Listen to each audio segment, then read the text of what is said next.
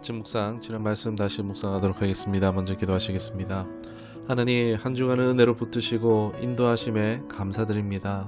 매일 어려움이 있지만 살아계신 하나님이 함께 하시니 더 이상 두렵지 않습니다. 우리 삶의 참주인이신 그 하나님의 주권을 인정하며 순종으로 살아내는 우리의 삶이 될 수 있기를 원하오니 성령 하나님, 우리의 마음을 옥토와 같도록 변화시켜 주옵소서. 하나님이 뜻하시고 심기우는 것들마다 다 열매 맺는 복된 삶 되게 하여 주옵소서. 예수님의 이름을 기도드리옵나이다. 아멘. 오늘 함께 하실 말씀은 마가복음 9장 22절에서 24절 말씀입니다.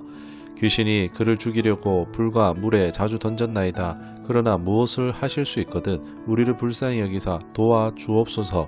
예수께서 이르시되 할 수 있거든이 무슨 말이냐, 믿는 자에게는 능히 하지 못할 일이 없느니라 하시니 곧 그 아이의 아버지가 소리질러 이르되 내가 믿나이다, 나의 믿음 없는 것을 도와주소서 하더라. 아멘. 오늘 말씀의 제목은 현실을 초월하는 믿음으로 라는 제목으로 말씀 나누도록 하겠습니다. 오늘 본문에 말 못하게 하는 벙어리 귀신이 어린아이에게 들어갔고 계속 죽이려고 했습니다. 그래서 이 아이의 아버지가 예수님의 제자들에게 이 귀신을 쫓아주기를 권했지만 쫓지 못했고 결국 예수님에게까지 오게 된 상황입니다. 예수님께서는 21절에 언제부터 그랬는지 아이의 아버지에게 질문을 합니다. 여러분, 여기서 이 질문이 정말 예수님이 몰라서 질문하신 것일까요? 알고 계셨겠죠. 아심에도 질문하셨다는 것은 여기에 예수님의 의도하시는 바가 있다는 것입니다. 제자들이 듣고 깨닫기를 원하는 부분이 있어서입니다. 예수님의 이러한 질문에 당연히 돌아오는 답변은 어릴 때부터라는 답이 돌아옵니다. 좀 됐다는 얘기죠. 현실이 그동안 고치려고 많은 시도를 해봤는데 다 실패했다. 결코 일이 쉽지 않다. 그런 부정적인 현실을 강화시키는 장면이라 할 수 있겠습니다. 그리고 이어지는 장면이 아이 아버지가 답답했는지 뭐 할 수 있냐, 무엇을 할 수 있으면 해보라는 식으로 이야기합니다. 이해됩니다. 너무나 이해됩니다. 아비의 심정은 그 주변에 있는 군중이며 제자들이며 또 이것을 읽고 있는 우리 모두의 대변이라고 할 수 있겠습니다. 인간으로서 그 누구도 풀지 못한 이 어려운 문제를 도대체 누가 해결할 수 있을까요? 우리의 인생에 원치 않게 끔찍한 상황을 마주할 수 있습니다. 자신의 모든 수단과 방법을 다 동원해도 해결할 수 없는 상황을 만나기도 합니다. 아이 아버지의 상황은 사랑하는 아들의 고통을 해줄 수 있는 것이 아무것도 없는 무력한 그 상태에 있죠. 고통과 죽음을 그저 지켜볼 수밖에 없는 시간입니다. 이런 상황에 예수님은 23절에 할 수 있거든이 무슨 말이냐, 믿는 자에게는 능히 하지 못할 일이 없느니라 라고 말씀하시죠. 아이의 아버지에게 지금 다른 게 아니고 믿음을 촉구하고 계십니다. 여러분, 이 말에서 생각해 봐야 될 것은 치유도 기적도 중요하겠지만 믿는 것이 앞선다는 것입니다. 인간의 어떤 노력보다도 중요하다라는 의미를 포함한다라고 할 수 있겠습니다. 사실 아이의 아버지는 이런 말 들으러 온 게 아니었을 겁니다. 그저 지금 지푸라기 잡는 심정으로 아무런 수술할 가능성이 없음을 깨닫고 예수님께 왔습니다. 오긴 왔지만 예수님이 고친다라는 확실한 믿음이 있어서가 아니라 아마 혹시나 고치실 수도 몰라 라는 그런 가능성으로 왔다고 할 수 있겠죠. 아이의 아버지는 확실성과 불확실성 사이 어디쯤 나온 것입니다. 대화를 보니 아이 아버지에게 현실은 너무 커 보이고 예수님에 대한 불확실성이 더 컸던 것 같습니다. 그럼에도 너무나 절박하니까 나왔던 것이겠죠. 예수님은 왜 바로 치유해 주시지 않고 믿는 자에게는 능치 못함이 없다라는 이런 말씀을 하고 계시는 걸까요? 아비의 관심을, 시선을, 그의 중심을 돌이키기 위해서입니다.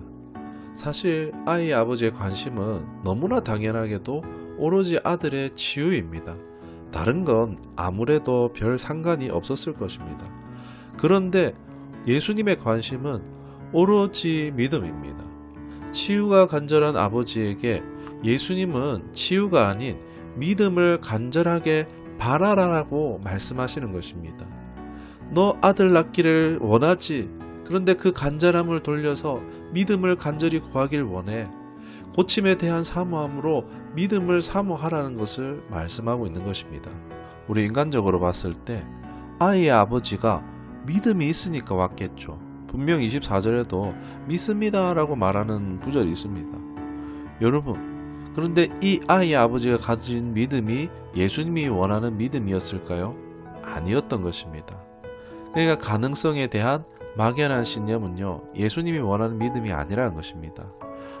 아비가 가졌던 믿음은 딱 예수님께 나아올 정도의 믿음뿐이었다는 것입니다.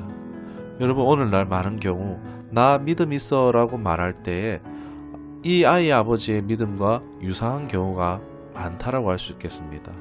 예수님께 나아가는 정도의 믿음, 그러니까 교회에 갈 정도의 믿음, 그런데 이걸 가지고 나 믿음 있다고 생각하는 것입니다. 예수님이 보실 때 이러한 믿음은 기적을 보기에는 충분치 않다라는 것입니다. 아이의 아버지는 믿음의 장벽에 부딪혔습니다. 예수님께 나왔는데 될 줄 알았는데 치유라는 문, 기적이라는 문 앞에 서긴 섰지만 정작 그것을 열어서 내 것으로 만들 수 있는 믿음이라는 열쇠가 없었다라는 것입니다. 여러분, 우리 모두 신앙 가운데 이 믿음의 장벽을 반드시 만나게 됩니다. 누군가는 넘어지고 누군가는 되돌아가고 맙니다. 우리 모두는 이 믿음의 장벽을 뛰어넘을 수 있기를 주님의 이름으로 축원합니다. 대화를 보면은 예수님이 약간 어이없는 듯한 대답을 하시죠. 할 수 있거든이 무엇이냐? 그러니까 이 예수님의 대답 속에 담긴 의미는 무엇을 할 수 있느냐보다 중요한 게 있어 이 일을 할 수 있는 분이 누구냐를 알라는 말씀입니다.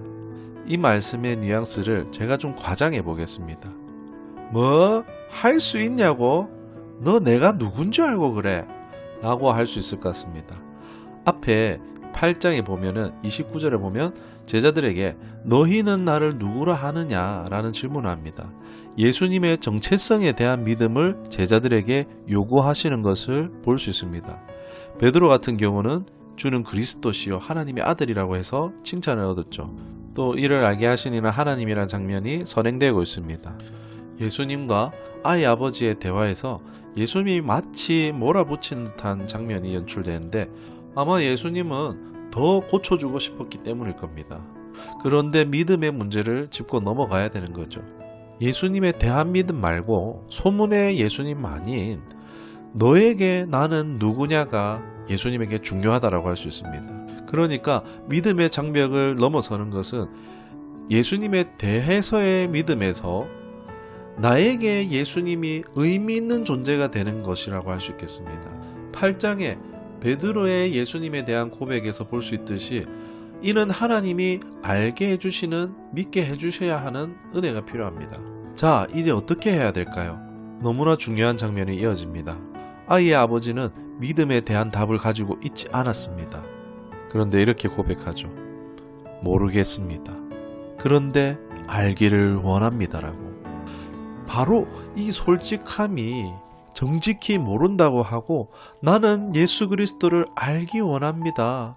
하나님 도와주세요. 이것이 믿음의 장벽을 넘어서는 정보를 제공하고 있는 것입니다. 우리 모두 나는 아는 척했지만 실제로 모른다는 것을 겸손히 인정하며 간절히 예수 그리스도를 알기를 사모할 때 하나님께서는 우리의 무지함에도 불구하고 이 믿음을 주시며 역사하실 줄 믿습니다. 믿음 없음을 도와주세요. 치유보다 더 중요한 믿음을 받고 소유하게 되었고 그 믿음으로 말미암아 아이가 치유케 된 것입니다. 여러분, 응답보다 기적보다 예수님을 바로 알고 믿는 것이 우선돼야 함을 이 장면의 핵심이자 기적을 여는 핵심이라 할 수 있겠습니다. 평생 우리 모두 겸손히 나는 예수님을 잘 모릅니다. 더 알기 원합니다. 이 자세로 살아 늘 주님의 선하신 뜻이 우리 삶 가운데 밝혀지고 이루어지는 또한 간증에 가득 넘치는 삶이 될 수 있기를 주님의 이름으로 축원합니다. 기도하겠습니다. 하나님, 믿음과 현실이 충돌할 때 우리는 넘어집니다. 때로는 원망하기도 합니다. 그러나 하나님의 관심과 나의 관심이 달랐다라는 것을 깨닫습니다. 내 관심이 아닌 주님의 관심, 바로 믿음에 주목하는 우리가 되게 하여 주옵소서. 머릿속 예수님을 넘어서 나에게 살아계신 인격적인 예수님이 되어지기를 원합니다. 그 예수님 알기를 원합니다. 겸손히 예수님을 구하는 신앙으로 인도하여 주옵소서. 나의 하나님, 나의 그리스도, 나의 구원자로 참으로 고백하는 우리 모두가 되기를 원하고 우리 구주 예수 그리스도의 이름으로 기도드리옵나이다. 아멘.